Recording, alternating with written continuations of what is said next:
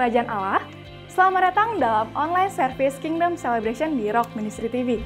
Sebelum mengikuti ibadah online, ada beberapa hal yang harus Anda pastikan terlebih dahulu.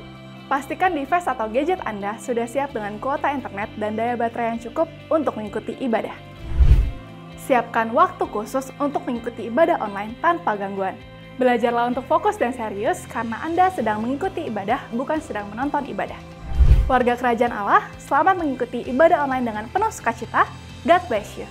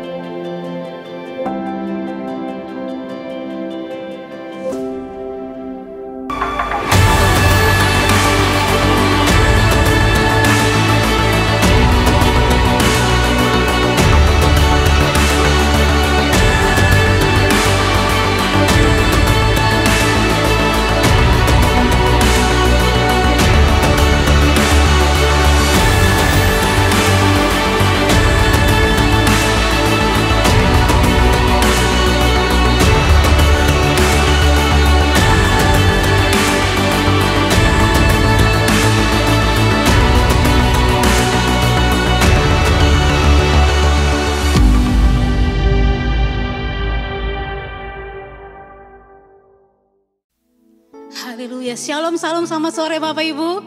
Shalom, saya percaya sore hari ini kita makan satu saya luar biasa. Saya bisa berjumpa dengan Bapak Ibu dari tempat ini. Saya percaya kasih Tuhan, kemurahan Tuhan, anugerah Tuhan tercurah bagi setiap kita, amin. Mari saya mengundang Bapak Ibu sama-sama kita bangkit berdiri. Kita akan berdoa bersama-sama. Tapi sebelumnya kita baca satu kebenaran firman Tuhan sore hari ini. Kita baca bersama-sama ya Bapak Ibu, 1, 2, 3. Ya Tuhan, Engkaulah Allahku, aku mau meninggikan Engkau, mau menyanyikan syukur bagi namamu, sebab dengan kesetiaan yang teguh, Engkau telah melaksanakan rancanganmu yang ajaib, yang telah ada sejak dahulu. Yang percaya beri tepuk tangan yang meriah buat Tuhan kita. Hati kami melimpah dengan ucapan syukur sore hari ini Bapa. Kami tahu dan kami yakin Engkau ada di tempat ini. Karena itu ya Bapa, terimalah pujian kami, terimalah hormat dan syukur kami yang kami persembahkan hanya kepada Engkau Bapa kami yang baik. Terpujilah Engkau Bapa. Yang percaya sama-sama katakan amin. Bapak Ibu dipersilakan duduk kembali. Terima kasih Tuhan.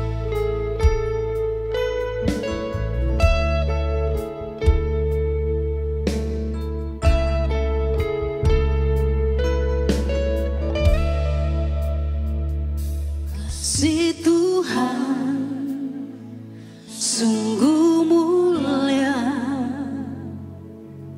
tulus dan sempurna mengasihiku. Pengorbanan di Kalvari sungguh berharga, Kau tebus dosaku. Terpujilah Tuhan Yesus, ditinggikan di atas pujian.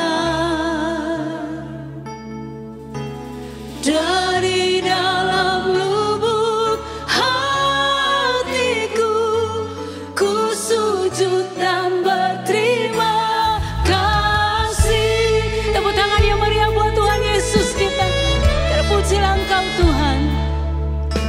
Thanks Lord.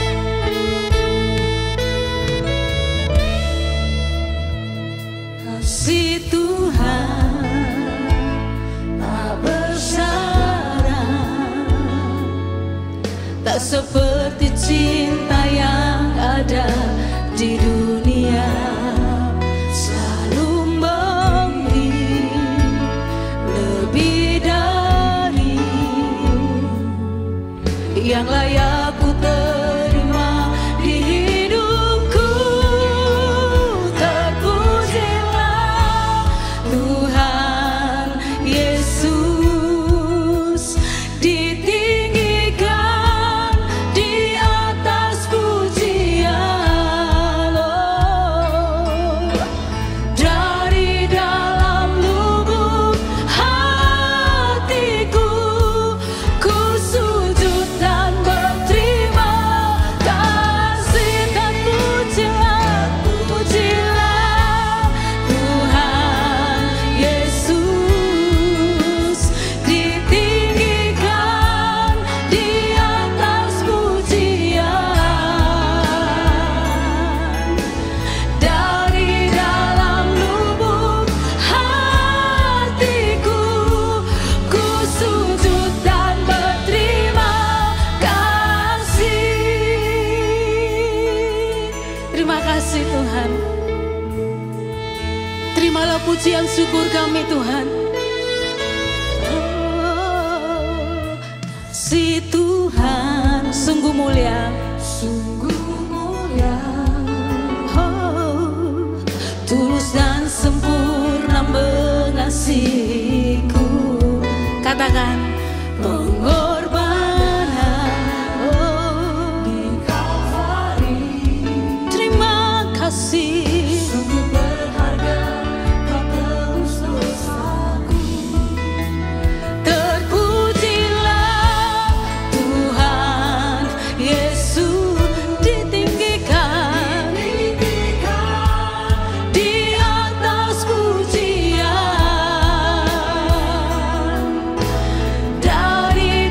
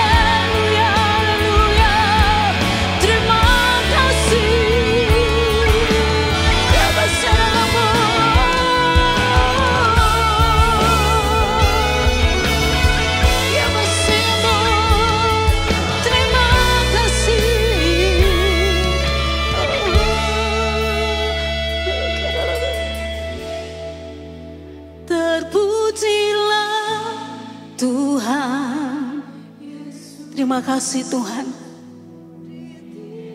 Kami tinggikan nama-Mu. Kami agungkan nama-Mu di atas segala-galanya. Amin. Yes. Amin. Sama-sama kita bangkit berdiri, kita agungkan Dia. Haleluya. Oh, ditinggikan. Amin. Di atas puji. Oh, haleluya. Dari dalam lubuk hatiku, ku sujud dan berterima kasih. Dari dalam lubuk hatiku, ku sujud dan berterima kasih. Haleluya, berikan sorak-sorai bagi Dia. Terpujilah Kau Tuhan, Dia Allah yang perkasa, yang mulia. Berikan sorak-sorai yang meriah bagi namanya, Yesus Tuhan. Mari tunduk sama bagi Dia. Oh, Satan salah katakan, besarlah Tuhan dan layak dipuji. Besarlah namanya, kekallah kuasanya. Aman berlindung dalam naungan Dialah, ya Allah bagi kita, di pihak kita. Mari serukan sama-sama.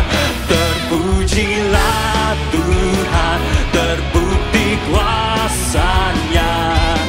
Dia telah menunjukkan kasih-Nya sebab Tuhan menyayangi kita. Terpujilah Tuhan. Oh, nama Yesus, Yesus Allah berkat. Mari bertemu sama-sama lagi Tuhan kita. Haleluya.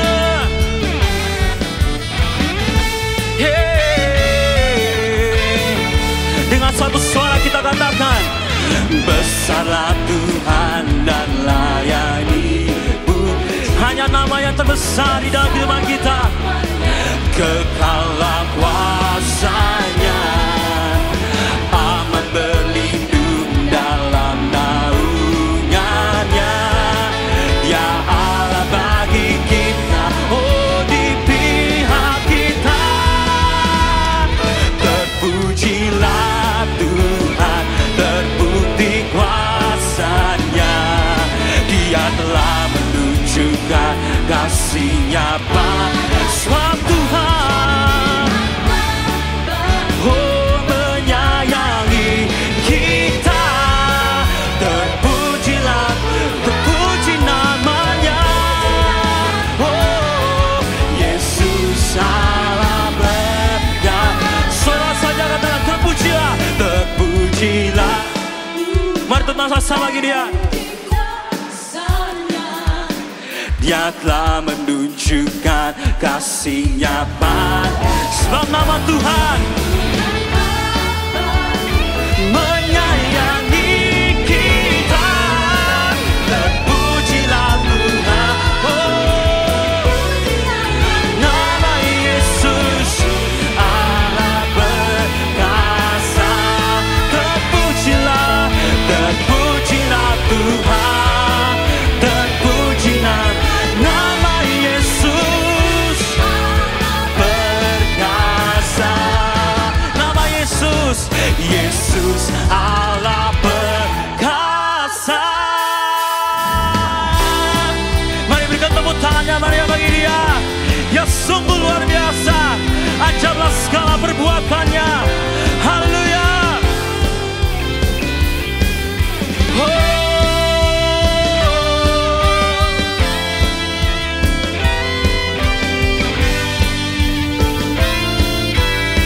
Mari sama-sama kita nyatakan, ceritakanlah kemuliaan-Nya. Dia antara segala dan perbuatannya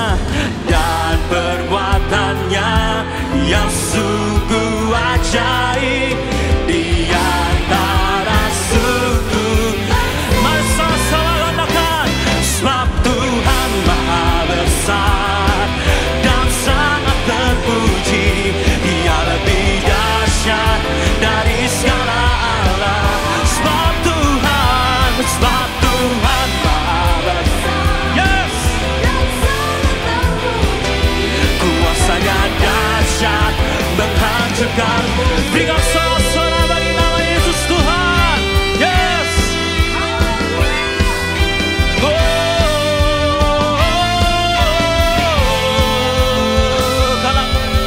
Ceritakanlah kemuliaan di antara segala dan perbuatannya. Haleluya, yang sungguh ajaib di antara suku. Haleluya, sama-sama lambaikan saudara. Sebab Tuhan, mari lambaikan saudara, dan sangat terpuji, Ia lebih dahsyat dari segala Allah. Sebab Tuhan Maha Besar dan sangat terpuji, kuasanya dahsyat menghancurkan musuh. Sebab Tuhan Maha Besar, yes, Dia lebih dahsyat dari segala Allah. Sebab nama Tuhan,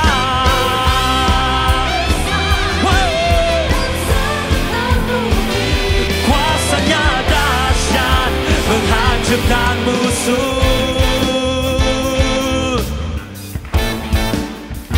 Hanya di dalam kuasanya, kuasa yang membangkitkan, kuasanya memulihkan kehidupan saudara dan saya. Haleluya. Mari tepuk tangan sama saudara.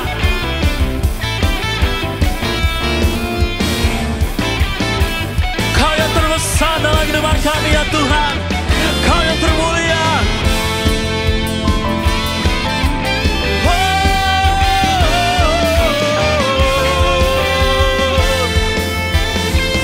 Mari sama-sama kita nyatakan, sebab Tuhan Maha Besar dan angkat suaramu, Ia lebih dahsyat dari segala Allah. Sebab Tuhan Maha Besar dan sangat terpuji, kuasanya dahsyat menghancurkan musuh. Come on, sebab Tuhan Maha Besar dan sangat terpuji, Dia lebih dahsyat dari segala Allah. Oh, sebab Tuhan Maha Besar dan sangat terpuji, kuasanya dahsyat menghancurkan musuh. Kuasanya dahsyat menghancurkan musuh. Hanya kuasanya menghancurkan musuh. Berikan sorak-sorai kemenangan Dia. Sorakan haleluya, haleluya. Yes, terpujilah namamu. Silakan duduk kembali Bapak Ibu Saudara sekalian.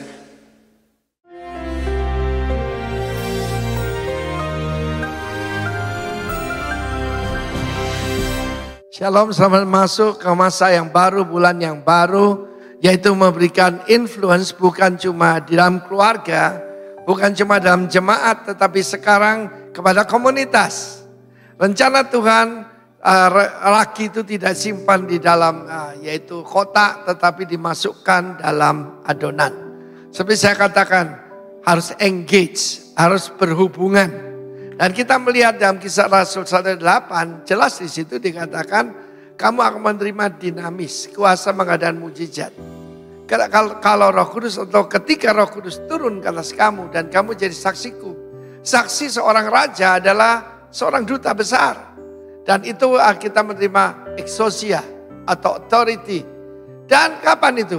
Di Yerusalem, Yudea, Samaria, sampai ujung bumi. The Great Commission dimulai dengan The Great Commandment. The Great Commandment adalah untuk kita sendiri. Untuk kita dalam keluarga, keluarga inti, lalu kemudian dalam jemaat. Yaitu saling mengasihi sama seperti Tuhan Yesus telah mengasihi kita. Yohanes 13 ayat 34. Tapi Matius 28 tentang The Great Commission berbicara tentang yaitu global sampai ke ujung bumi. Yang paling jauh, ada yang mengatakan paling jauh itu yaitu di Papua, saudara ya. Puji nama Tuhan, kita sudah sampai Merauke dan saya percaya sebentar lagi masuk Papua Nugini. Firman Allah menunjukkan harus mulai dari Yerusalem, kota kita, komunitas kita. Saya mulai hidup pelayanan saya di kota Surabaya. Dan mulai dari satu komunitas satu kepada komunitas yang lain. Ya maka kuasa Roh Kudus itu menjamah banyak orang. Saya ingat satu kali saya diundang yaitu ke satu perkumpulan mereka yang suka itu ngebreak istilahnya ya. Pakai radio amatir ataupun pakai saudara tahu yang dimaksudkan itu. Dan mereka semua memperkenalkan dirinya dengan call sign. Ada Yankee Bravo, Yankee Charlie. Dan waktu ketemu saya kenalkan diri saya Alfa Romeo. Mereka tanya apa itu Alfa Romeo? Anak raja, amen. Dan dari situ mulailah pertanyaan, mereka ketawa, tapi saya mulai memperkenalkan. Kamu bisa diadopsi oleh raja di atas segala raja.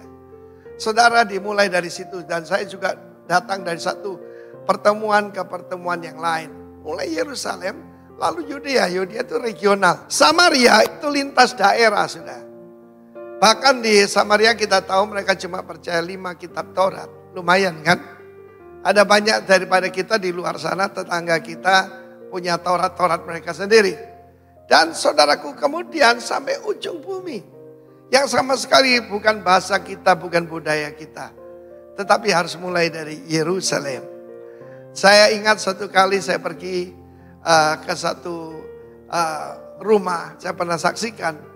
Dan rumah itu pusat perdukunan, saudara. Ketika sampai di sana, saya berhubungan langsung ataupun bertemu dengan dukunnya. Dukunnya bertobat. Seluruh perdukunan murid-muridnya itu pada bertobat dibaptis. Dan tempat itu menjadi persekutuan doa. Dimulai dari Yerusalem, dimulai dari rumah saya.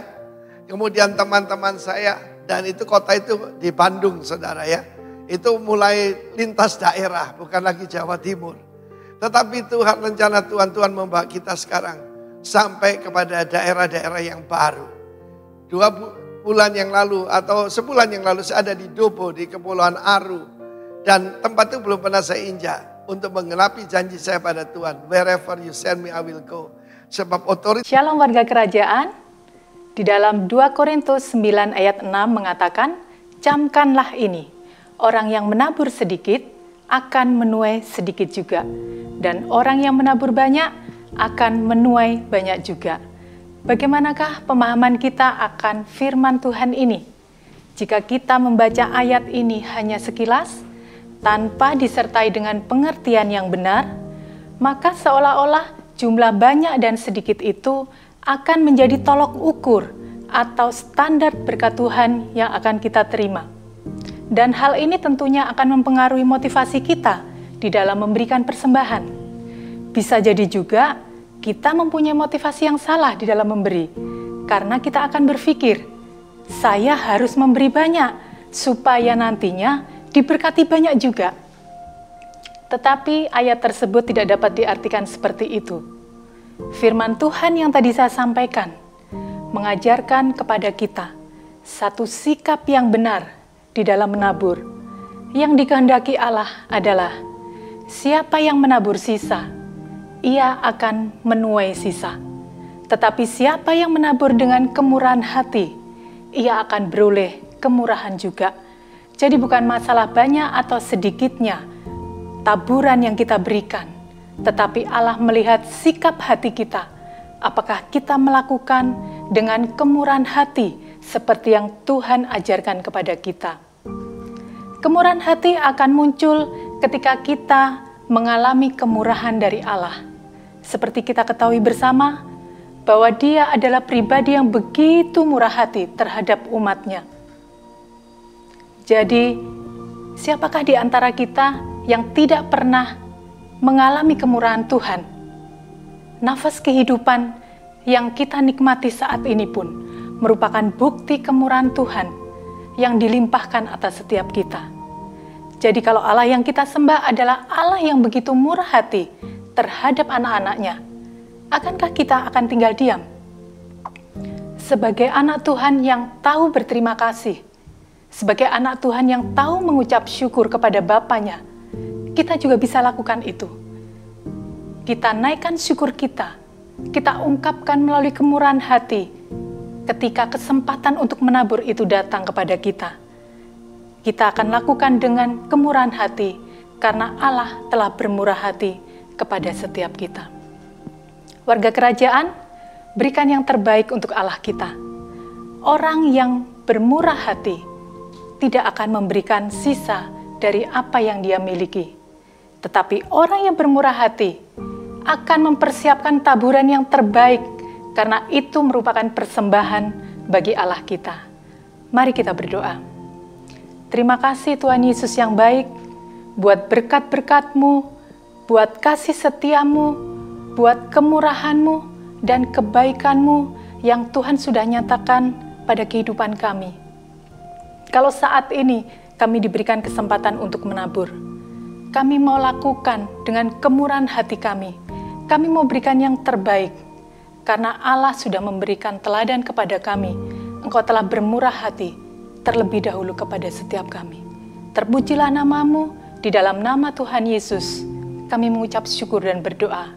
Amin. Selamat menabur, Tuhan Yesus memberkati. Kami berterima kasih sebab Engkau memberikan kami kemerdekaan yang sesungguhnya. Sebab kalau anak itu memerdekakan Engkau, maka Engkau benar-benar merdeka. Terima kasih buat pengorbanan-Mu, kematian-Mu, penderitaanmu, kebangkitanmu yang memberikan kemerdekaan yang sesungguhnya buat kami. Mungkin kami seringkali berpikir kemerdekaan menurut definisi kami, tapi Engkau datang buat kami dengan definisi yang baru, pengertian yang baru mengenai kemerdekaan yang sesungguhnya. Karena sesungguhnya kami tidak bisa melepaskan diri kami dari kuasa maut dan kuasa dosa itu Tuhan. Tapi Engkau datang untuk menyelamatkan kami, membebaskan kami, melepaskan kami. Dan pagi hari ini kami berdiri di hadapan hadirat-Mu. Bukti dari kemerdekaan yang Engkau telah berikan buat kami. Biarlah seluruh jiwa kami, hati kami, setiap sel di dalam tubuh kami memuja-Mu, menyembah-Mu, bersyukur kepadamu untuk rahmat yang Engkau telah beri, anugerah yang telah Engkau beri.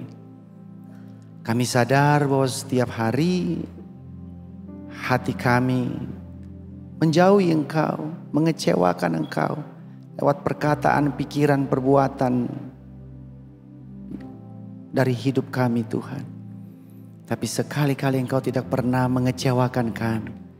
Engkau tidak pernah meninggalkan kami. Bahkan Engkau selalu mendatangi kami setiap hari, setiap pagi dengan kasih-Mu yang baru. Untuk menarik kami kembali kepada diri-Mu. Untuk membawa kami kembali kepada kasih-Mu. Karena Engkau tahu bahwa kami di luar Engkau, jauh daripada Engkau, kami tidak dapat berbuat apa-apa. Semua tujuan hidup kami sia-sia, terkecuali kami ada di dalam Engkau Tuhan. Kami akan dengar firman-Mu. Tolong kami Allah Roh Kudus, jamah telinga, pikiran, mata dan hati kami. Supaya apa yang akan kami dengar, kami paham, kami mengerti. Dan bukakan, izinkan mata kami melihat kebenaran itu. Dan hati kami bisa menerima dan meresponinya dengan baik dan benar. Karena hanya tanah hati yang baik menghasilkan pohon yang baik. Dan pohon yang baik menghasilkan buah yang baik. Berdoa dalam nama Juru Selamat kami Tuhan Yesus Kristus. Dan kita semua yang setuju dan sepakat sama-sama berkata, amin, amin. Sebelum duduk high five terus teman-temanmu atau orang-orang sekitarmu ya. Boleh katakan merdeka gitu kan. Kita berikan tepuk tangan buat teman-teman yang sudah melayani kita. Tim Present Worship, thank you teman-teman semua ya. Shalom, selamat pagi. Apa kabar Bapak Ibu? Ya, jadi sekali lagi merdeka. Pagi hari ini saya berterima kasih untuk kesempatan dan kepercayaan yang diberikan buat saya untuk menyampaikan renungan firman Tuhan. Dan saya sadar bahwa bulan ini kita berbicara mengenai influencer to the church atau memberikan pengaruh, orang yang memberikan pengaruh kepada gereja. Dan saya akan muncul dengan tema ini, judulnya adalah Tongue is a Fire, lidah adalah sebuah api. Dan saya sangat menyadari bahwa salah satu yang saudara sering kali pakai dalam keseharian saudara memberikan pengaruh buat orang lain, yaitu lewat lidah saudara. Amin Bapak Ibu? Betul? Salah satu cara kita mempengaruhi orang lain dalam tanda kutip pengaruh yang baik adalah lewat lidah kita atau lewat perkataan kita yang diucapkan oleh lidah kita. Dan saya pakai judul ini beserta gambar yang ada di depan. Itu adalah sebuah gambar yang saya dapat dari sebuah electronic magazine yang di internet. Dan ini dipakai oleh seorang profesor untuk mengkritisi. Pada saat itu ini di Vatikan, di mana mereka para politikus itu saling menyerang satu dengan yang lain, seperti Bapak Ibu bisa lihat di gambar depan, ya. Yang di tengah itu Kristus, tapi yang di sekeliling itu adalah orang-orang seperti kita manusia-manusia ini, yang di mana mereka berkata satu dengan yang lain secara jahat. Bahkan di tagline-nya di dalam electronic magazine itu dia bilang bahwa the evil of lighting fires of destruction with the tongue and the keyboard. Jadi kejahatan menyalakan ya api kehancuran yaitu lewat mana? Lidah dan dia tambah keyboard. Nah Bapak Ibu tahu sekarang bahwa lidah sudah berpindah ke jempol. Betul? Betul? Sekarang kita lebih banyak yang berbicara itu adalah jempol kita. Jadi lidah udah berpindah di ujung jempol saudara. Jadi dia memakai gambar ini membuat ilustrasi bahwa di dalam hal keseharian mau di dunia politik, bisnis, bahkan dalam pelayanan. Kita sadar atau tidak sadar kita memberikan pengaruh buruk lewat perkataan kita. Atau lewat teks kita, chatting kita, lewat sosmed kita. Kita menyebarkan hal-hal yang buruk, bukan pengaruh yang baik buat orang lain. Dan judul daripada magazine itu adalah Tongue is a Fire. Lidah adalah sebuah api. Nah ini diambil sebenarnya dari surat Yakobus 3 ayat 1 sampai 12 yang saya akan bacakan buat Bapak Ibu semua. Tetapi sebelum ke sana, seorang bernama Spurgeon dia berkata seperti ini. Ini sedikit introduction di depan mengenai lidah kita. Spurgeon berkata bahwa beware of letting your tongue outrun your brain. Berhati-hatilah ya bahwa lidah saudara itu bisa bekerja lebih cepat daripada otak saudara. Saudara nggak percaya? Bahwa lidah saudara bisa lebih cepat daripada otak saudara. Artinya apa yang saudara katakan itu bisa lebih cepat daripada otak saudara mengerem, memberhentikan atau menyaring atau memfilter perkataan yang saudara sedang ucapkan. Ada amin orang Kristen? Setuju? Buktinya dalam keseharian saudara banyak kejadian yang saudara waktu setelah mengeluarkan sebuah kalimat atau perkataan baik buat istri, suami atau anak atau pendetamu atau jemaatmu. Setelah itu beberapa menit kemudian Anda menyesali apa yang Anda katakan. Itu bukti bahwa otak saudara kalah cepat.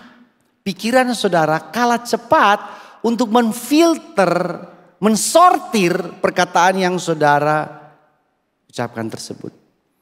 Seseorang yang lain bernama Segel bilang bahwa lidahku memproduksi kata-kata lebih cepat daripada pikiranku atau otakku menyetujuinya.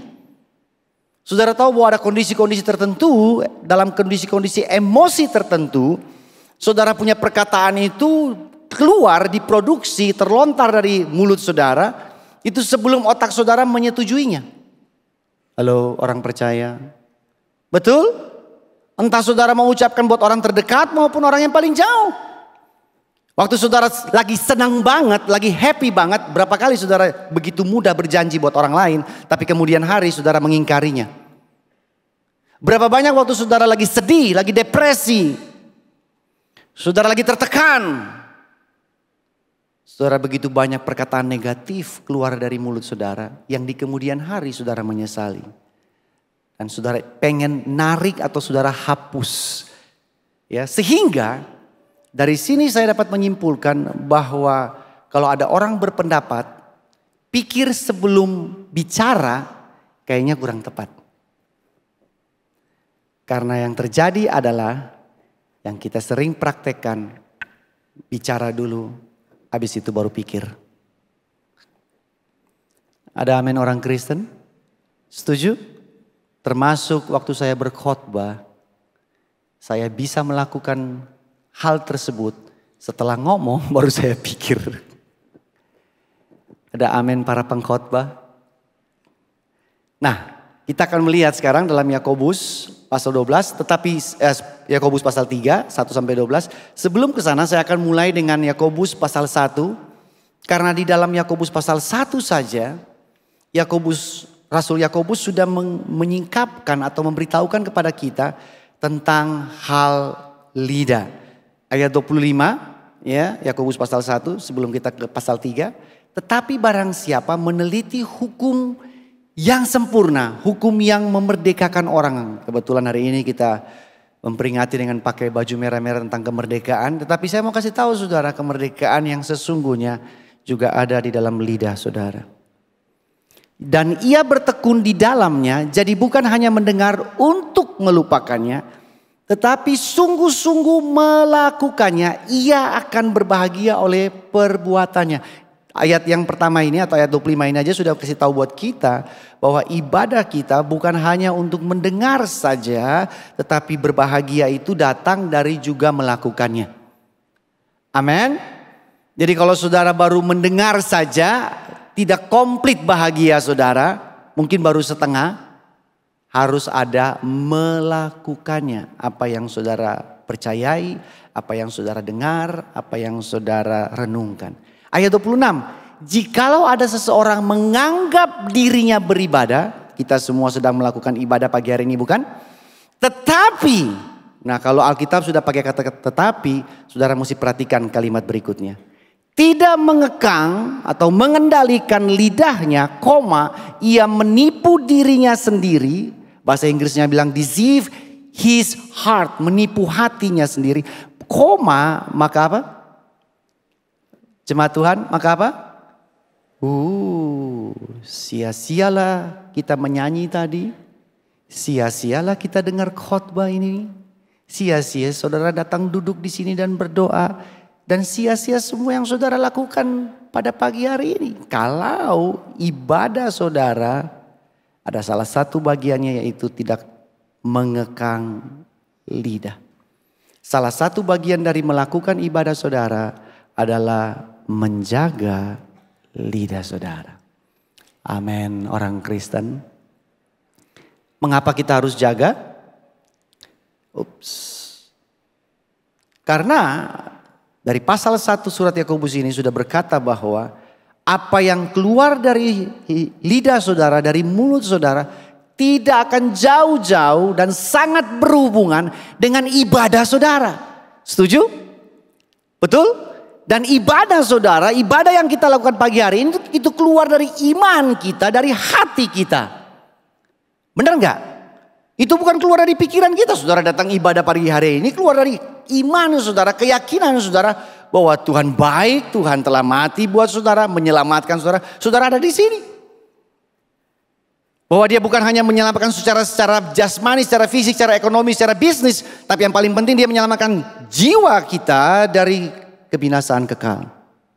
Dan saudara harus percaya itu dalam hati saudara. Sehingga surat Yakobus bilang pasal 1 tadi bahwa apa yang keluar dari mulut saudara tidak jauh dari ibadah saudara. Which is di mana itu berhubungan dengan iman dan hati saudara. Apa yang keluar dari lidah adalah pantulan dari iman kita. Amin orang Kristen. Oke, sekarang mari kita baca Yakobus pasal 3 ayat 1 sampai 12. Ya. Saya baca dari ayat 1. Saudara-saudaraku, janganlah banyak orang di antara kamu mau menjadi guru, sebab kita tahu bahwa sebagai guru kita akan dihakimi menurut ukuran lebih berat. Oke, ayat pertama ini kita stop dulu. Dimulai dengan kata saudara-saudaraku. Berarti ayat-ayat yang kita akan baca seterusnya ini diperuntukkan buat siapa? Kita. Karena Yakobus mulai dengan kata saudaraku. Artinya ini Yakobus sedang berdiri di depan jemaat Tuhan, bukan orang yang belum percaya. Ya, ini bukan buat orang-orang yang belum kenal Tuhan, tapi ini untuk jemaat Tuhan yang mungkin sudah berapa lama ke gereja, sudah melayani, ya sudah jadi ketua ini dan ketua itu, ya. Sudah jadi koordinator ini dan koordinator itu. Dan ini bukan buat orang yang di luar Tuhan, tapi orang di dalam Tuhan. Saudara-saudaraku, ayat 2, sebab kita semua bersalah dalam banyak hal, tetapi tidak bersalah dalam barang siapa tidak bersalah dalam perkataannya, ia adalah orang yang sempurna, yang dapat juga mengendalikan seluruh tubuhnya. Ayat pertama dan kedua ini menegur, memperingati, khususnya orang-orang yang seperti saya, para pengkhotbah, pengajar, guru. Karena kita paling sering menggunakan lidah kita untuk mengajar. Sehingga peringatan ini pertama buat kita. Juga mungkin buat Anda para orang tua. Di dalam keluarga Anda, di rumah Anda mengajar anak-anak Anda, hati-hati. Bahwa kita mempunyai sebuah ukuran penghakiman terhadap perkataan kita. Karena kita lagi mengajar. Dengan kata lain Yakobus mau bilang begini. Jangan pintar ngajar tapi tidak bisa pintar melakukannya. Amin. Ayat 3. Kita mengenakan kekang pada mulut kuda. Sehingga ia menuruti kehendak kita, dengan jalan demikian kita dapat juga mengendalikan seluruh tubuhnya. Dia pakai ilustrasi bagaimana lidah kita itu digambarkan dengan kekang pada mulut kuda. Ayat 4, ilustrasi yang kedua. Dan lihat saja kapal-kapal walaupun amat besar, digerakkan oleh angin keras, namun dapat dikendalikan oleh kemudi yang amat kecil. Menurut kehendak jurumudi. Saudara kalau lihat semua kapal, percayalah tidak ada kapal yang kemudinya sama besar dengan kapal. Halo, jemaat lembah pujian. Pernah lihat ada kapal yang kemudinya sebesar kapalnya?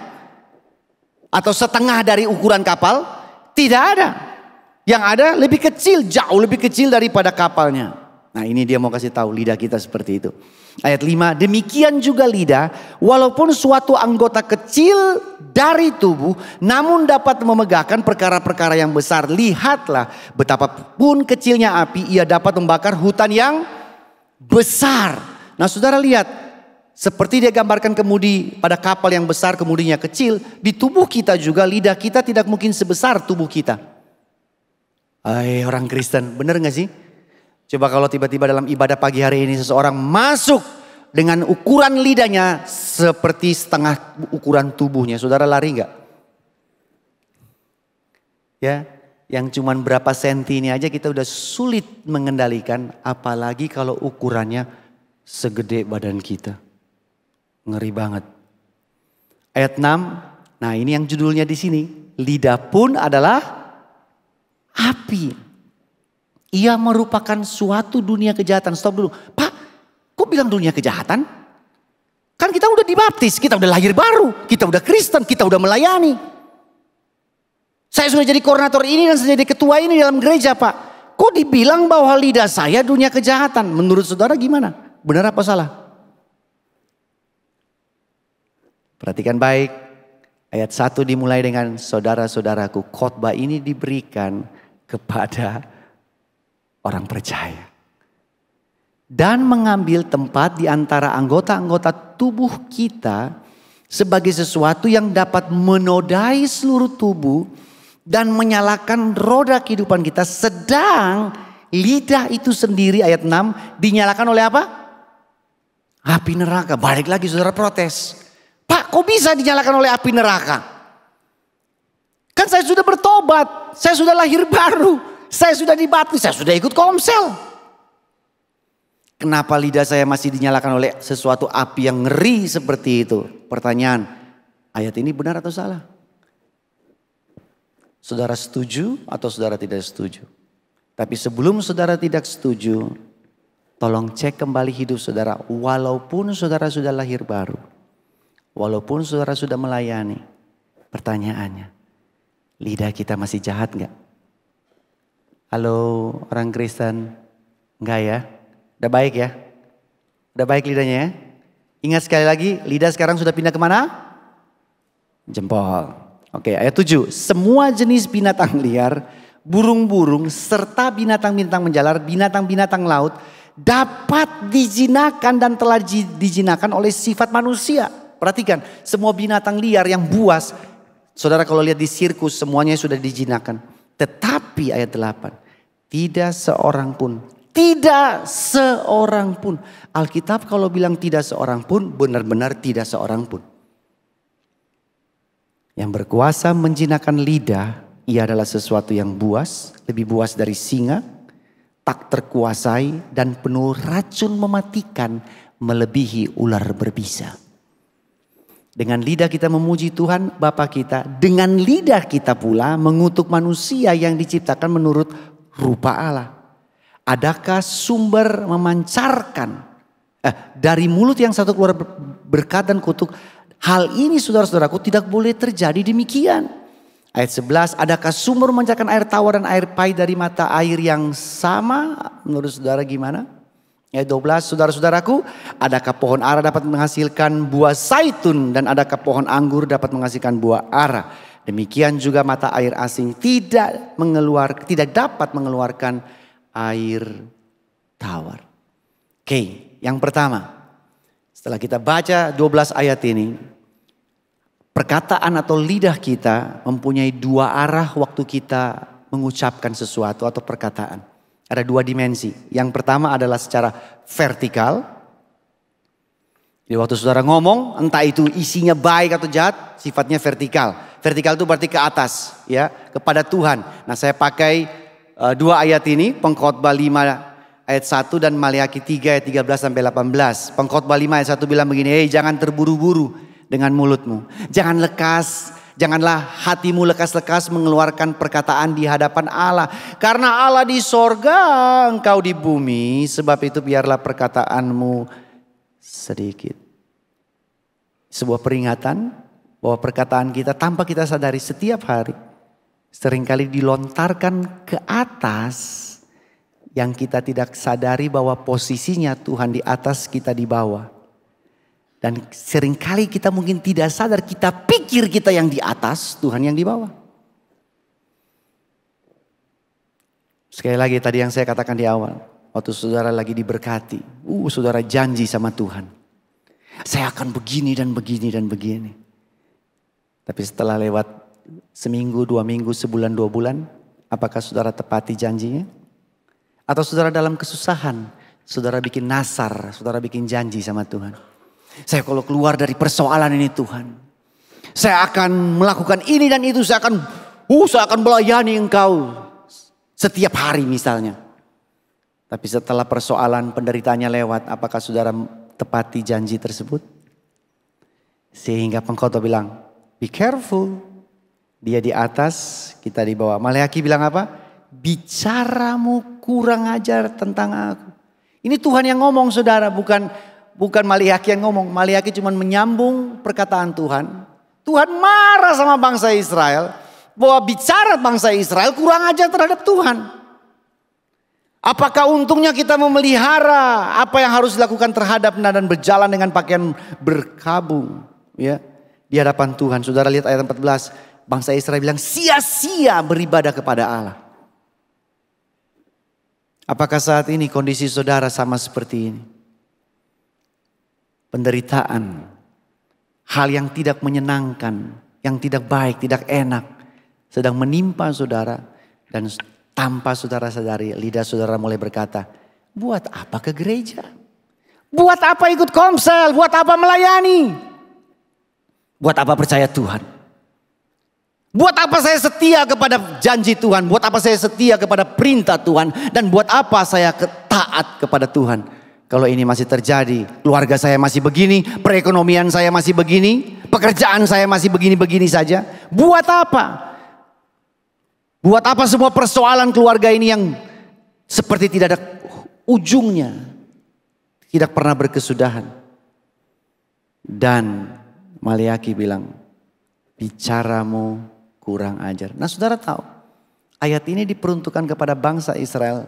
Tahukah Bapak Ibu salah satu dosa yang terbesar yang bangsa Israel lakukan waktu mereka dibawa keluar dari Mesir, ditolong Tuhan, masuk ke tanah perjanjian. Apa itu dosanya? Mereka melakukan dosa dengan lidah mereka, yaitu bersungut-sungut. Betul? Dan kita bersungut-sungut bukan hanya dalam hal kekurangan, kita bisa bersungut-sungut juga dalam hal kelebihan. Setuju? Sudah banyak tapi masih bersungut-sungut kurang banyak. Ada amin orang Kristen. Sehingga Tuhan marah, Tuhan bilang kurang ajar. Bicaramu kurang ajar, itu dimensi yang pertama. Dimensi yang kedua, perkataan kita mempunyai dimensi horizontal. Kepada siapa? Sesama kita. Pasangan kita, anak kita, keluarga kita, orang tua kita, jemaat kita yang kita layani. Saya ambil dari satu ayat saja dari Mazmur 140 ayat 2-4. Doa daripada Raja Daud, dia bilang, luputkan aku ya Tuhan daripada manusia jahat. Oke. Dia berdoa kepada Tuhan, minta tolong Tuhan luputkan dia, bebaskan dia dari manusia jahat. Manusia jahat yang seperti apa ini? Jagalah aku terhadap orang yang melakukan kekerasan. Manusia jahat yang melakukan kekerasan. Kekerasan apa ini? Yang merancang kejahatan di dalam hatinya. Kejahatan apa ini yang dirancangkan terhadap Daud? Dan setiap hari menghasut-hasut perang. Perang apa ini yang mereka lagi rancangkan buat Daud? Nah saudara perhatikan ayat keempat. Mereka menajamkan lidahnya seperti apa? Ular. Bisa ular senduk ada di bawah bibirnya. Jadi orang-orang yang jahat ini, yang Daud berteriak kepada Tuhan untuk lepaskan dia dari tangan mereka. Ini senjatanya ini bukan pedang. Senjatanya ini bukan golok, bukan tombak dan bambu runcing. Tapi senjata mereka yang mereka asat bertajam setiap hari adalah lidah mereka. Untuk apa? Menyerang, menikam, membunuh Daud. Lewat apa? Perkataan mereka. Dan sangat bagus sekali Daud pakai kata lidah itu mempunyai bisa seperti bisa ular senduk. Ular kobra mungkin. Kalau saudara tahu. Nah saudara lihat bahwa dia memakai ilustrasi ular bisa. Kalau ular bisa patok saudara,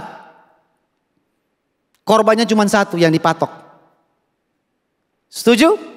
Tapi kalau perkataan kita mematok orang lain, belum tentu satu yang kena.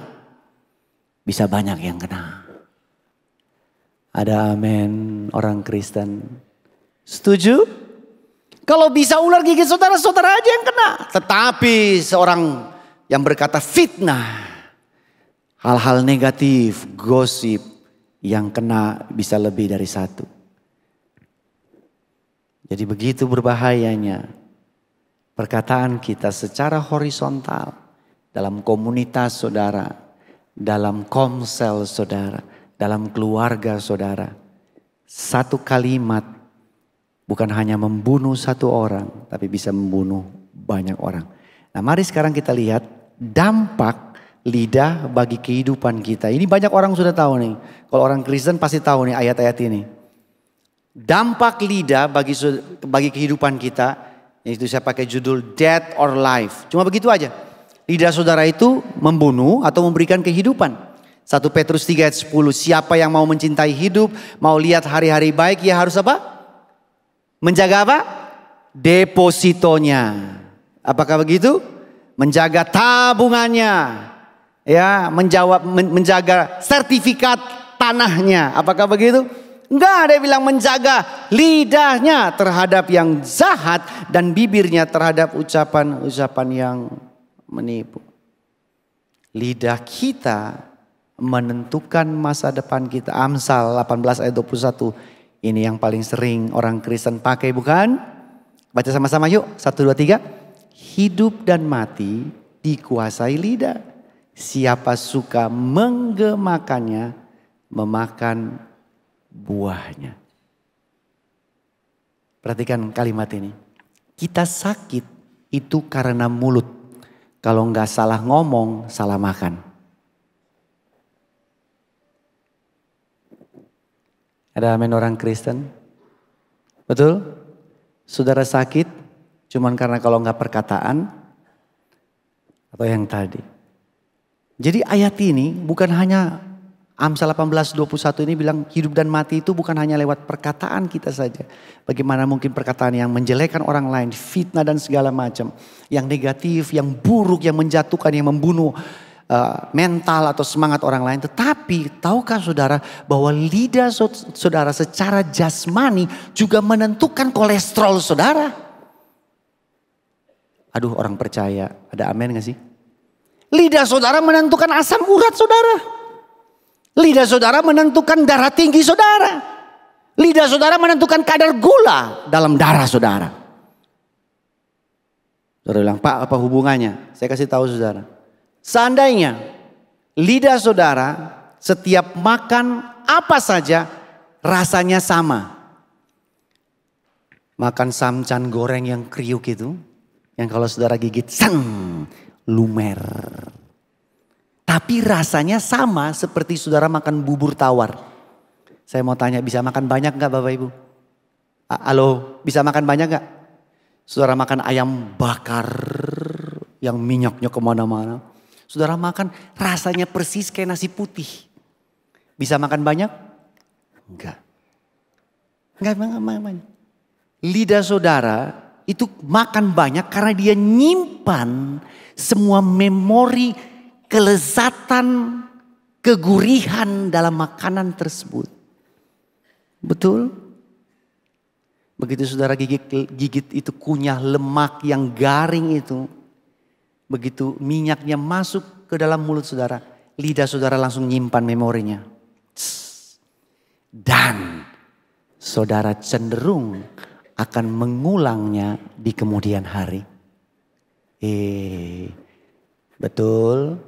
Saudara akan ingat di mana restorannya, jalan apa, gang berapa, nomor berapa, siapa tukang masaknya, saudara ingat betul. Mengapa demikian? Karena lidah saudara menyimpan memori hauce. Ada amin orang Kristen. Tapi misalkan lidah saudara kalau makan apa saja hambar. Saudara gak makan banyak. Sehingga ayat ini bilang hidup dan mati saudara dikuasai oleh lidah. Termasuk dalam spiritual, rohani saudara maupun secara jasmani. Amin orang percaya? Saya akan bacakan sebuah cerita bagaimana lidah itu mempengaruhi hidup dan mati seseorang atau ini cerita tentang binatang, satu ekor binatang. Jadi ini cerita fable, dongeng binatang tentang omongan yang dapat membuat hidup dan mati, ya. Tentang seekor kerbau yang baru habis pulang dari sawah. Kerbau ini rebahan di kandangnya dengan wajah yang capek, nafas yang berat. Kemudian datang anjing dekat kerbau itu, terus kerbau ini ngomong ke anjing. Kerbaunya bilang gini, "Jing, jing, jing. Aku sungguh capek dan besok mau istirahat sehari." Ya, saya ulangi, aku sungguh capek, besok aku mau istirahat sehari. Anjing dengar, anjing keluar, ketemu kucing dan anjing panggil kucing, "Cing, cing, cing." Tadi saya ketemu kerbau, dia bilang besok dia mau istirahat dulu. Karena pantaslah sebab bosnya kasih kerjaan terlalu berat. Kucing dengar, kucing keluar, ketemu kambing. Bing, bing, bing. Kerbau tadi komplain kepada bos, kasih kerja terlalu banyak dan berat. Besok kerbau gak mau kerja lagi. Kambing dengar, kambing ketemu ayam. Yam, yam, yam. Kerbau gak suka kerja sama bosnya lagi. Sebab mungkin ada bos yang lebih baik. Ayam dengar, ayam ketemu monyet. Nyet, nyet, nyet. Kerbau gak akan kerja untuk bosnya dan ingin cari tempat kerja di tempat lain. Monyet dengar, malamnya monyet ketemu bos kerbau. Habis makan malam, terus monyet menceritakan ulang kepada bos kerbau. Bos, si kerbau akhir-akhir ini sudah berubah sifatnya dan mau meninggalkan bos untuk kerja kepada bos yang lain. Oke, begitu bosnya dengar, langsung ambil golok. Masuk ke kandang kerbau. Kerbaunya lagi ngapain? Lagi kecapean tidur. Zret. Langsung jadi sate. Jadi sop lidah. Jadi rendang. Jadi sop kentang. Jadi semur. Padahal ucapan aslinya kerbau apa? Saya capek. Besok mau istirahat seharian. Nyampe ke telinga bos, kerbau udah gak mau lagi kerja sama bos, mau cari bos yang lain. Jadi kerbau cuma mau istirahat seharian, menjadi istirahat selama-lamanya. Saudara bisa lihat lewat perkataan saudara, sebuah perubahan yang besar bisa terjadi, efeknya. Nah, Yakobus memberikan ilustrasi yang tadi kita baca sama-sama mengenai lidah kita. Ini ilustrasi yang tadi kita sudah baca ayat ini. Dia menggambarkan bahwa lidah kita itu seperti kapal, betul? Kemudian ada kemudi dan ada jurumudi. Saudara lihat ayat 4-nya, ya. Bahwa lidah itu seperti kapal, walaupun besar digerakkan oleh angin keras, namun dapat dikendalikan oleh kemudi yang sangat kecil menurut kehendak jurumudi. Nah, kita lihat ya. Ada kapal, ya. Ada kemudi, ada jurumudi. Kapal, kemudi, jurumudi. Nah, kapal itu apa? Yang mau digambarkan oleh Rasul Yakobus buat kita. Kapal itu adalah kehidupan kita, tubuh kita. Kemudi itu apa? Kemudi itu adalah lidah kita. Sekarang pertanyaan, jurumudi siapa? Atau apa? Karena dia bilang kalau kapal itu tubuh kita, dikendalikan, digerakin, diarahkan oleh kemudi. Tapi jangan lupa, Yakobus bilang di balik kemudi ada jurumudi. Jadi kapal tubuh, kemudi adalah lidah, jurumudi adalah hati, saudara. Ingat di pertama tadi, perkataan yang keluar dari lidah kita adalah pantulan dari mana? Hati, saudara. Sehingga sekali lagi, yang keluar dari mulut kita seringkali tidak sempat untuk difilter, untuk di-stop, direm oleh pikiran saudara. Karena dia bisa meloncat begitu saja keluar direct from your heart. Matius 15 ayat 18 sampai 20, Yesus berkata bahwa apa yang keluar dari mulut berasal dari hati. Sehingga kalau dibilang pikir dulu sebelum bicara, nah ini repotnya. Masalahnya perkataan itu yang diucapkan mulut seringkali loncat dari mana? Dari hati. Dan langsung di mulut. Apalagi yang tadi saya bilang dalam kondisi-kondisi tertentu langsung ke mulut. Dia gak lewat pikiran saudara. Pikiran saudara bilang stop. Udah keluar. Orang udah denger. Setuju? Pasangan saudara udah nangis. Minta pulang ke orang tuanya. Halo orang Kristen? Padahal pikiran saudara bilang gak boleh ucap ini. Itu kan jelek, itu kan buruk, itu berdosa. Tapi apa yang terjadi? Teng, udah keluar. Dan itulah yang menajiskan orang karena dari hati timbul segala pikiran jahat. Pembunuhan, perzinahan, percabulan, pencurian, sumpah palsu dan hujat. Itulah yang menajiskan orang. Tetapi makan dengan tangan yang tidak basuh tidak menajiskan orang. Matius 12 ayat 34 bilang hal yang sama. Bahwa karena yang diucapkan mulut meluap dari hati. Sehingga kita tahu sekarang. Betul memang ada kemudi yaitu lidah kita. Tapi ingat. Kemudi tidak akan bergerak sendirian. Setuju? Kecuali ada jurumudinya. Ada kaptennya. Ada amin orang percaya? Tidak mungkin kemudi bisa berjalan sendiri. Saudara kan gak pernah lihat ada kapal atau mobil. Ya, jalan sendiri di balik setirnya gak ada orang. Itu kita bilang mobil hantu namanya. Tapi kita gak seperti itu. Yang kita tahu adalah semua setir atau kemudi itu berbelok kiri atau kanan karena ada nahkodanya, ada kaptennya yang menggerakkan setir itu. Sehingga apa yang saudara ucapkan setiap hari itu karena kapten pilot yang ada di hati saudara mendorong kata-kata itu keluar. Saya beri contoh. Misalkan saudara lagi sakit hati sama seseorang. Atau saudara sedang kecewa sama seseorang.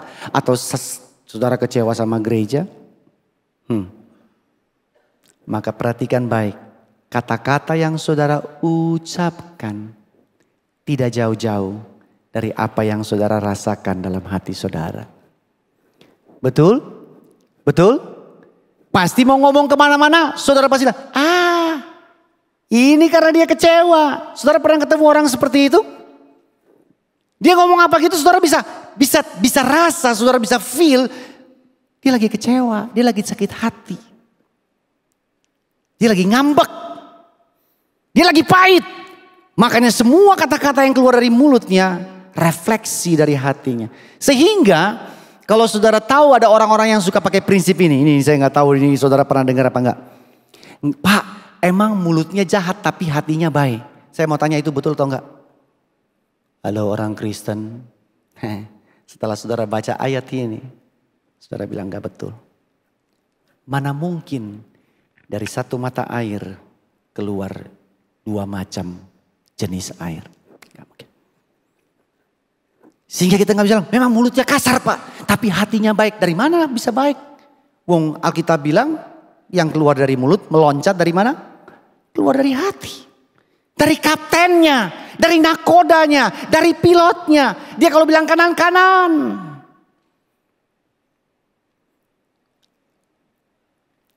Timothy Keller bilang. An abrasive tongue. Lying tongue. Foolish tongue. All of these are signs of a person who has resentment. Dishonesty. And pride in his heart or her own heart. Jadi apa yang keluar dari lidah saudara itu bersifat abrasif, menghancurkan, melukai, menipu, kebodohan. Semua ini hanyalah sign, tanda dari hati seseorang yang sedang apa? Dendam mungkin, tidak jujur, angkuh, sombong. Dan dia bilang ironinya ya. Orang lain bisa lihat apa yang ada di dalam hati orang tersebut. Sedangkan orang itu tidak merasakannya atau tidak menyadarinya. Dan inilah yang terjadi kepada diri kita. Ketika kata-kata kita mulai kasar, melukai, sarkastik, tajam. Yang saudara bilang negatif. Tanpa sadar orang lain udah bilang bos lagi sakit hati ya. Enggak. Bukan mulut kasar tapi hatiku baik. Gak bisa. Kita bilang yang keluar dari mulut berasal dari kaptennya, dari hati kita. Sehingga tanpa perubahan hati maka lidah saudara dan saya semakin liar dan tidak dapat dijinakkan. Karena kenapa? kaptennya belum bertobat. Kaptennya atau nahkodanya belum berubah. Yakobus 3 ayat 6 sampai 8. Yang tadi yang kita baca sama-sama, saudara perhatikan ayat 8. Bahwa semua binatang bisa dijinakan, bisa dikuasai, bisa di-taming, ya. Jadi jinak. Tetapi manusia, tidak ada seorang pun dapat menguasai atau menjinakkan lidahnya sendiri. Semua jenis binatang liar dapat dijinakkan oleh sifat manusia. Yang dikatakan oleh Rasul Yakobus. Tetapi sifat manusia, dikatakan apa Bapak Ibu? Tidak dapat dijinakkan oleh sifat manusia itu sendiri. Saudara setuju? Setuju? Bagaimana saudara bisa menjinakkan sifat saudara yang liar memakai sifat yang sama yang liar itu? Apakah ada bisa menjadi solusi? Apakah itu jalan keluar? Nggak bisa, makanya kita frustasi. Kita putus asa, kenapa? Karena setiap kali yang saudara pengen buat baik tapi nggak bisa. Karena saudara mau pakai menyelesaikan sebuah masalah dengan masalah. Karena yang sesungguhnya ya masalah ya itu masalahnya, sifatnya itu. Jadi saudara dan saya tidak bisa menemukan solusi dalam diri kita masing-masing dengan memakai sifat kita untuk membenarkan, mengkoreksi, membetulkan sifat kita yang lagi jahat atau yang liar tadi. Karena kenapa? Sekali lagi, yang keluar dari lidah saudara yang jahat, yang menipu, yang abrasif, yang kasar, yang berbohong. Saudara perhatikan, kita kebanyakan berbohong ketika kita dalam keadaan kepepet. Setuju? Siapa saja? Contoh ya. Saudara datang telat ke perusahaan saudara atau tempat saudara bekerja. Terus tiba-tiba bos di depan bosnya, loh kok telat? Saya mau tanya saudara langsung bilang apa? Saudara bilang apa? Nah, itu spontan, refleks. Saudara akan keluar sebuah alasan yang kita tahu persis dalam hati kecil kita. Bukan begitu.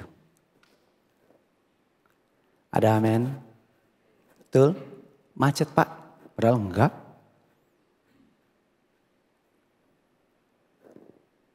Banyak lampu merah Pak.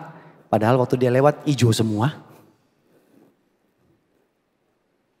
Saudara perhatikan. Pada saat kita dalam keadaan kepepet. Makanya dalam kondisi-kondisi tertentu.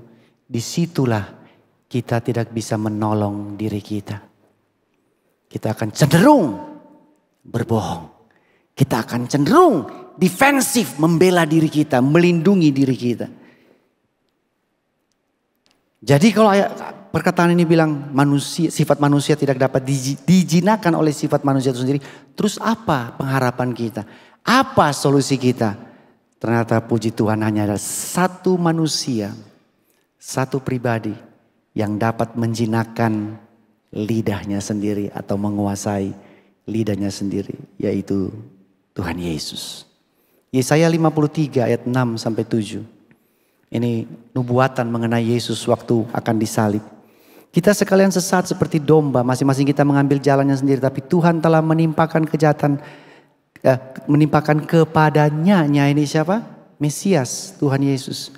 Kejahatan kita sekalian, saudara perhatikan, kejahatan seisi dunia ditimpakan kepada Yesus. Berarti kondisi Yesus waktu disalib itu kondisi yang tertekan, terbeban. Karena semua kejahatan ditimpakan kepadanya. Sehingga saudara perhatikan tadi ya. Kalau ke dalam kondisi tertentu lidah kita suka liar. Tetapi apa yang terjadi kepada Yesus? Dia dianiaya ayat 7. Tetapi dia membiarkan diri ditindas. Dan tidak membuka mulutnya. Dalam keadaan tertekan kondisi spesial seperti itu. Yesus tidak buka mulut. Kalau kita udah buka mulut. Setuju? Coba ada orang yang ambil hak saudara. Ada orang yang merusak nama baik saudara. Saudara buka mulut gak? Buka mulut gak? Ada orang yang mengambil pelayanan saudara. Saudara buka mulut enggak? Buka mulut. Apapun isinya tetap saudara buka mulut. Seperti anak domba yang dibawa ke pembantaian. Seperti induk domba yang keluh. Keluh itu apa? Diem, mingkem, enggak ngomong. Di depan orang-orang yang menggunting bulunya, ia tidak membuka mulutnya. Saudara tahu waktu kejadian Yesus disalib, dia di depan Pontius Pilatus, dia nggak ngomong apa-apa. Dia nggak marahin, hei Pontius kurang ajar lu. Lu tahu siapa ini? Saat ini kamu boleh seorang gubernur atau seorang hakim di sini. Saya hakim segala hakim. Dia nggak buka mulut. Karena waktu dia buka mulut bisa aja keadaan berbalik. Bukan Pontius yang menghakimi dia. Dia bisa berbalik menghakimi Pontius. Tapi dia diam. Dan hanya satu pribadi ini aja. Yang bisa menolong kita. Untuk supaya kita bisa menguasai lidah kita. Saya secara cepat karena waktu. Ini sebuah cerita dalam Yesaya pasal 6. Nah sekarang kita masuk ke implikasinya. Pak bagaimana caranya ini supaya saya bisa menguasai lidah saya. Yesaya pasal 6 ayat 1-8. Saya langsung brief aja ya secara singkat. Yesaya mau diutus oleh Tuhan. Oke. Dia ada di dalam hadirat Tuhan yang luar biasa itu. Ya, Tuhan menampakkan dirinya. Malaikat-malaikat kelihatan semua. Ayat 5. Kalau saudara lihat. Waktu penampakan Tuhan yang luar biasa kepada Yesaya. Ayat 5 bilang begini. Yesaya teriak, celaka aku binasa. Sebab aku ini seorang yang apa? Najis bibir. Dan aku tinggal di apa? Tengah-tengah bangsa yang najis bibir. Mataku telah melihat sang Raja Tuhan semesta alam. Tetapi dari seorang serafim terbang mendapatkan aku, di tangannya ada bara, diambilnya dengan sepit dari atas mezbah. Nah mezbah ini adalah mezbah korban. Karena bara hanya ada di mezbah korban. Diambil bara itu, dia sentuh ke mulut Yesaya. Dan kemudian dia bilang, kesalahanmu telah dihapus, dosamu telah diampuni. Ayat 8, setelah bara itu sentuh lidah mulut Yesaya. Baru Tuhan ngomong ke Yesaya, siapa yang akan kuutus? Siapa yang mau pergi mempengaruhi dunia ini jadi influencer? Terus Yesaya bilang, send me, utus aku. Saudara perhatikan waktu Yesaya dalam hadirat Allah sangat berbeda dengan saat-saat ini saudara dalam hadirat Allah. Zaman sekarang ini kalau saudara dalam hadirat Allah kan waktu lagi penyembahan saudara gayanya gimana?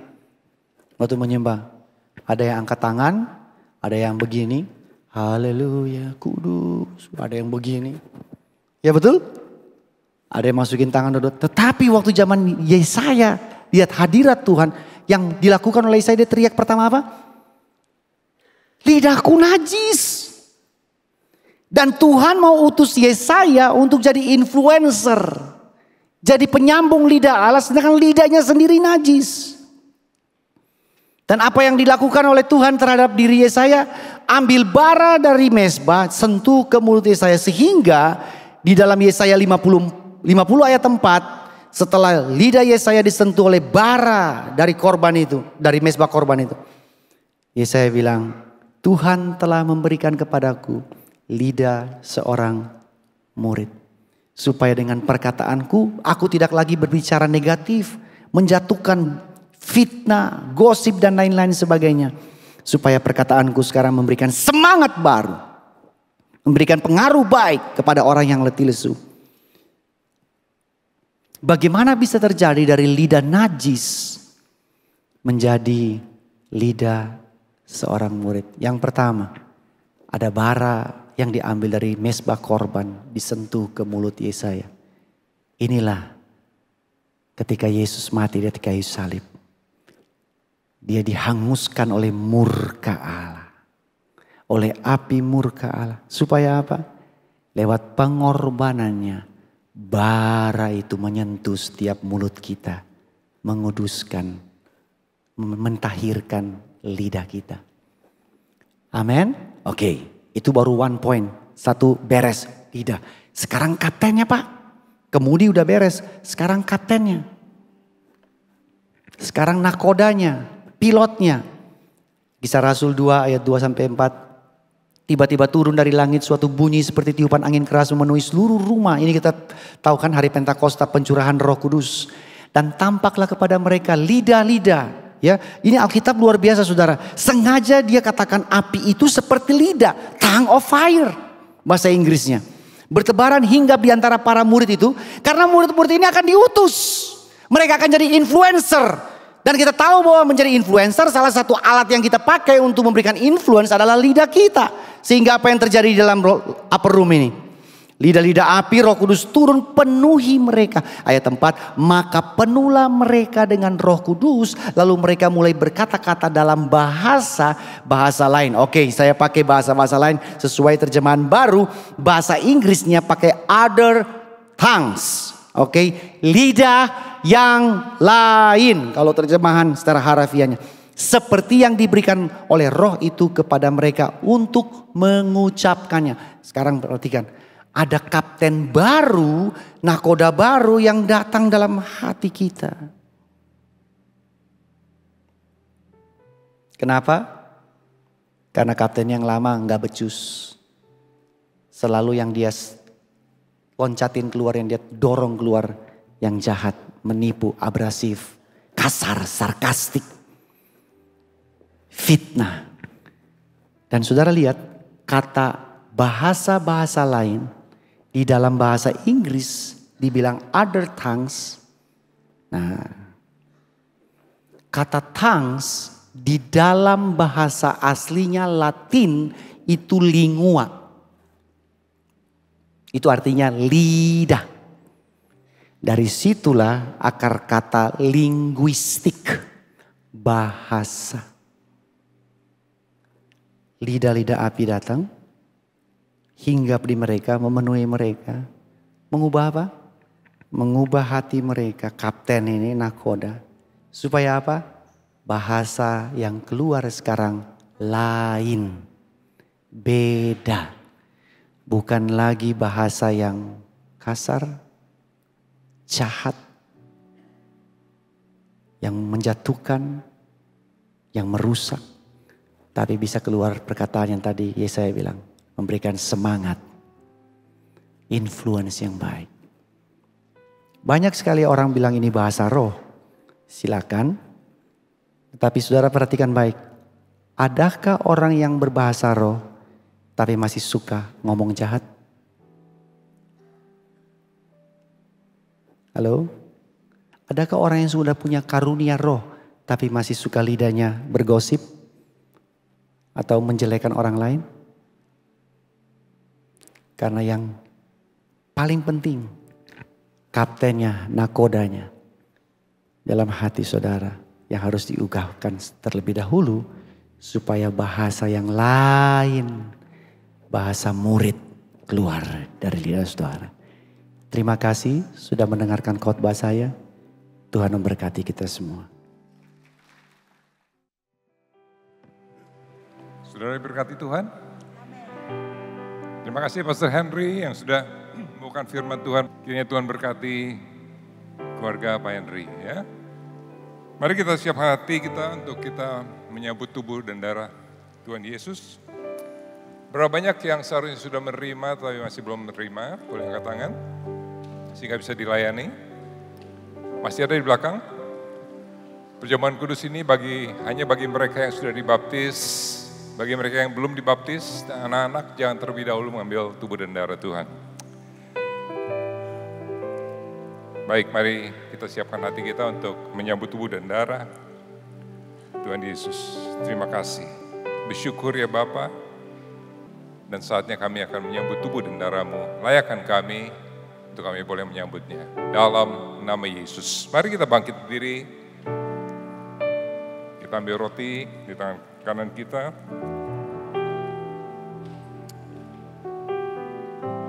Mari kita angkat tinggi tubuh Kristus Yesus Tuhan, dan demikian firman Tuhan. Sebab apa yang telah kuteruskan kepadamu telah kuterima dari Tuhan. Itu bahwa Tuhan Yesus pada malam waktu ia diserahkan mengambil roti, dan sesudah itu ia mengucap syukur atasnya, ia memecah-mecahkannya dan berkata, inilah tubuhku yang diserahkan bagi kamu, perbuatlah ini menjadi peringatan akan aku. Terima kasih ya Tuhan, tubuhmu tercabik-cabik untuk mengalahkan segala dosa dan pelanggaran kami ya Tuhan. Terima kasih Bapa. Kuduslah Tuhan. Bukankah tubuh yang kita angkat tinggi ini adalah persekutuan kita dengan tubuh Kristus? Mari kita makan di dalam nama Yesus.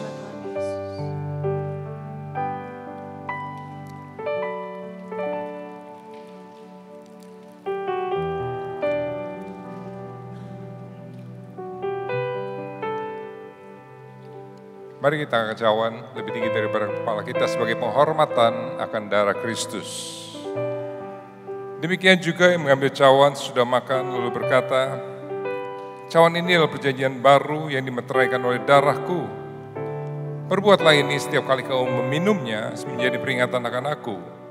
Sebab setiap kali kamu makan roti ini dan minum cawan ini, kamu memberitakan kematian Tuhan sampai Ia datang.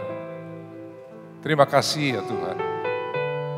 Tubuhmu tercabik dan darahmu tercurah untuk mengalahkan segala pelanggaran dosa kami Tuhan. Bahkan segala dosa kami sudah disucikan karena kuasa darahmu ya Bapa. Terima kasih Tuhan, terima kasih. Bukankah cawan yang kita angkat tinggi ini adalah persekutuan kita dengan darah Kristus Yesus Tuhan? Mari kita minum di dalam nama Yesus Kristus. Haleluya.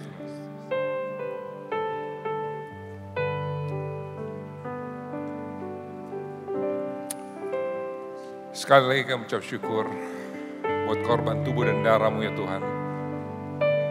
Yang menyucikan kami, yang menguduskan kami, bahkan menguduskan lidah kami ya Tuhan. Terima kasih sekali lagi buat message yang Kau sampaikan melalui hamba-Mu Tuhan. Mengingatkan kami bahwasanya kami harus menjaga hati kami Tuhan. Tapi kami bersyukur kepadamu karena Engkau sudah membersihkan kami dari segala pelanggaran dosa. Hanya karena tubuh dan darah-Mu yang sudah mati bagi kami ya Tuhan. Terima kasih Bapa, terima kasih. Terpuji nama-Mu Tuhan dalam nama Yesus Tuhan. Haleluya. Amin. Silakan duduk Bapak Ibu Saudara.